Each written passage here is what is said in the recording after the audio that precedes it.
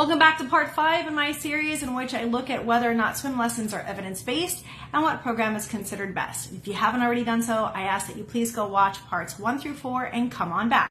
In part 4, we talked about the history of swim lessons, the evolution and the rise of the interest to research both infant and toddler swim lesson programs, and the rise in popularities of both YMCA, Red Cross, and swim school programming across the country. With the explosion of infant and toddler swim lesson programmings in the 80s and 90s, interestingly enough, research on infants and how they learn and how they move has been going on since the 30s. It's outside the scope of this series to look at all of the infant research that is done on learning, gross and fine motor control, and cognitive abilities.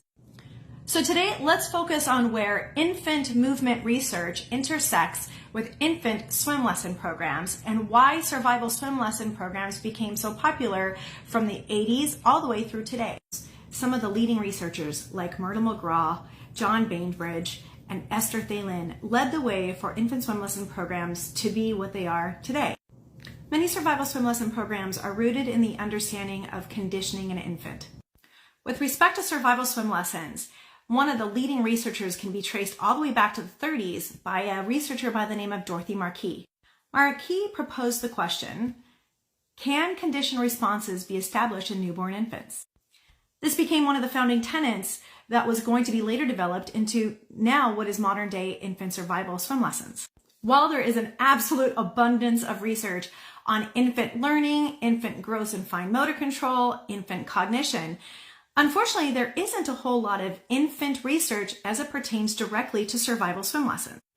So there is significant research that looks at operant conditioning methods for infants.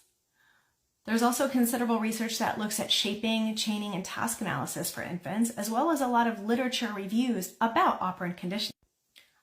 In 1967, the Barnetts started ISR, which today is one of the leading brand names for survival swim lessons. In 1977, John Bainbridge was also considered a leader in survival swim lesson programs. And over the last several decades, there have been multiple programs that have now started that stress the exclusive practice of survival swim lessons. Unfortunately, currently there exists 0 actual scientific studies that look at the efficacy, validity, and reliability of survival swim lessons for infants under the age of 1. In part 6, we're going to finalize this research section, and then we're going to talk about what we can do to fill those gaps.